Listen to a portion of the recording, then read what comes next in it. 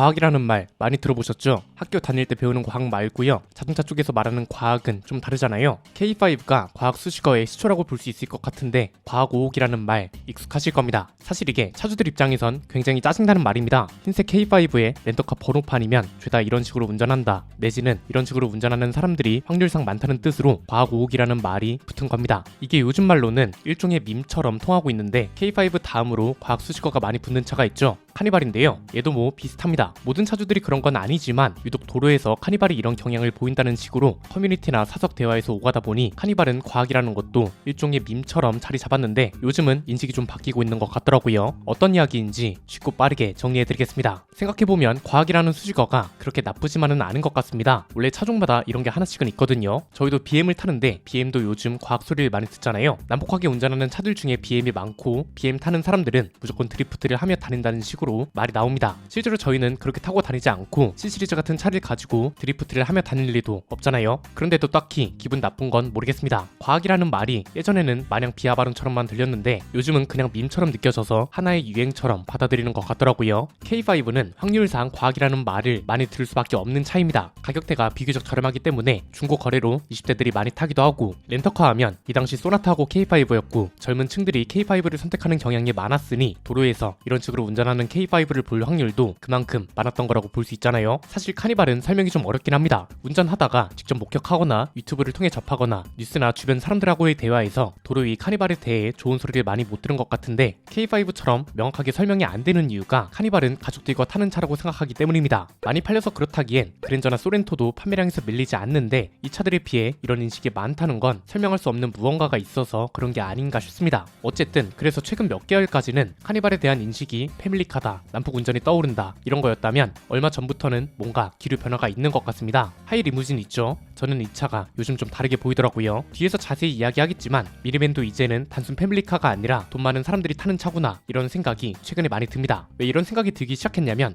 최근에 저희가 큰 차가 필요하게 됐습니다. 지금은 둘 다 세단만 가지고 있는데 어쩌다 보니 대형견을 키우게 됐거든요. 얘네가 지금은 어려서 괜찮지만 시간이 지나면 크기가 엄청 커져서 트렁크에 케이지를 넣고 여기에 태우는 게 가장 안전하다는 생각을 했습니다. 왜? 미국이나 유럽 영화 보면 셰퍼드나 보더콜리 같은 애들이 큰 SUV 트렁크를 통해 차를 타고 내리는 장면이 자주 나오잖아요. 그냥 사람이 타는 자리에 아무런 안전장치 없이 태우면 많이 위험한 게 사실입니다. 걔가 불안하게 서 있다가 급정거라도 해봐요. 시트나 실내 어딘가에 무조건 받게 되고 이건 바로 골절상 같은 걸로 이어진단 말이죠. 그래서 대형 SUV를 알아보고 있는데 은근 선택지가 많지 않더라고요. 팰리세이드는 출시된 지 좀 됐고 하이랜더나 파일럿급으로 올라가자니 가격대가 너무 뛰어버립니다. 파일럿은 이번에 풀체인지 되면서 900만 원이나 올랐습니다. 거의 7천만 원이거든요. 그래서 주변 지인과 자동차 유튜버들하고 만나서 조언도 구하고 했는데 무조건 한 번씩은 언급된 차가 카니발이었습니다. 카니발은 생각지도 못하고 있었습니다. SUV만 고려하고 있었고 미니밴은 너무 부담스럽지 않을까 했는데 요즘은 미니밴이라고 해서 무조건 패밀리카라고 인식하는 것도 아니더라고요. 이유는 간단합니다. 크게 세 가지입니다. 첫 번째는 카니발 하이 리무진 있죠? 이거 가격 들으면 깜짝 놀라는 분들이 많을 겁니다. 4인승 모델 있는 거 아실 겁니다. 이거 시작 가격이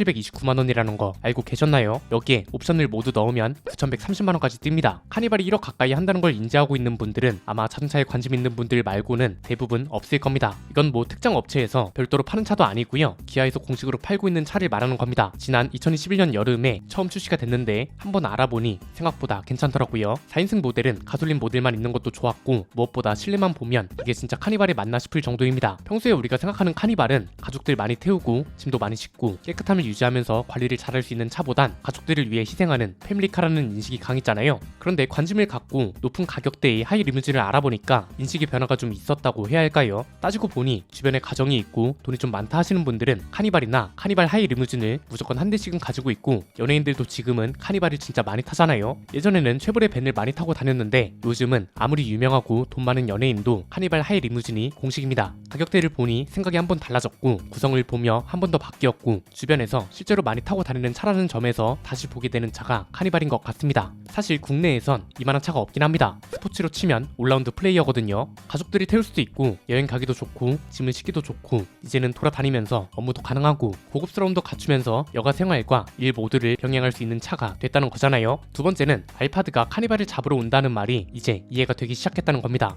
이게 처음에는 말도 안 되는 소리라고 생각했습니다. 그렇잖아요. 우리가 평소에 흔히 생각하는 카니발은 3천만 원대 완전 가성비로 사거나 조금 욕심을 부려서 4천만 원 초중반에 구매를 해서 타는 패밀리카입니다. 말이 좋아 패밀리카지 SUV가 되고 싶은 승합차라는 거죠. 그래서 토요타의 이 전략도 말이 안 된다고 봤던 겁니다. 알파드라는 차가 저렴하게 들어올 만한 차도 아니고 그렇다고 카니발만큼 접근성이 좋은 차도 아니고 한마디로 아예 급이 다른 차로 인식이 되기 때문에 알파드의 카니발 경쟁 상대 전략이 말이 안 된다고 생각한 겁니다. 그런데 카니발 하이 리무진을 고민 중인 사람한테는 알파드가 경쟁 모델처럼 느껴지긴 하겠더라고요. 실제로 주변에 그런 분들이 꽤 많고요. 저희도 알파드를 알아봤거든요. 절대적인 가격 자체가 굉장히 비싼 차입니다. 9,920만 원에 달하고 세금까지 더하면 실구매 가격이 1억 원을 훌쩍 넘습니다. 그럼에도 전 세계적으로 판매량이 꾸준히 유지되고 있고 우리나라에서도 사전 물량이 모두 동났다는 건 이 차를 수요하고자 하는 사람들이 분명히 존재한다는 소리입니다. 이 차를 실제로 타본 분들 모두가 공통적으로 하는 이야기가 이 급에서는 이런 차가 없다는 거였습니다. 고급스러운 건 물론이고 시트 같은 것도 거의 비행기 1등석 수준으로 넓고 크면서 무엇보다 승차감을 따라올 수가 없답니다. 그래서 진짜 이 차는 패밀리카를 넘어서 고급스러운 자신만의 이동 수단도 되어야 하고 이런 비싼 다목적 미니밴을 찾는 사람들한테는 굉장히 좋은 선택지라는 거죠. 그리고 국내에서는 사실상 이런 구성이 알파드의 대안이 될 수 있는 건 9천만 원이 넘는 카니발 하이 리무진인 거고요. 이렇게 하니 알파드가 카니발을 잡겠다고 하는 게 이해가 되는 겁니다. 더 정확하게 표현하면 카니발 하이 리무진과 경쟁하겠다는 게 더 맞는 거겠죠. 어차피 7인승 이하부터는 국가적 혜택도 없으니까요. 뭔가 말도 안 되는 제품이 시장에서 꾸준히 유지된다는 건 그만한 이유가 있어서 그렇다는 걸 이번 기회를 통해 배울 수 있었던 것 같고요. 세 번째는 미니밴의 잠재력이 이제야 빛을 제대로 보는 것 같다는 겁니다. 사실 미니밴은 잠재력이 가득한 차가 맞죠. 공간도 넓고 대부분 뒤쪽은 박스 형태로 디자인되어 있기 때문에 공간을 활용할 수 있는 방법도 많고